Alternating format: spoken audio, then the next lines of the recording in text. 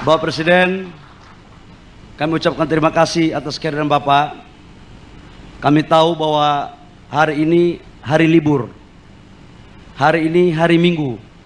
Kadang-kadang kami di kabinet dengan Bapak ini lupa kalau ada tanggal merah. Sekarang kelihatannya tanggal merah sudah tidak ada di kabinet yang Bapak pimpin sekarang ini. Kehadiran Bapak Presiden hari ini menunjukkan bahwa komitmen dalam mendorong. Candaan Bahlil depan Prabowo sebut tanggal merah sudah tidak ada di kabinet yang Bapak pimpin. Menteri SDM Bahlil Lahadalia menyebut sudah tidak ada lagi tanggal merah dalam kabinet pemerintahan Presiden RI Prabowo Subianto.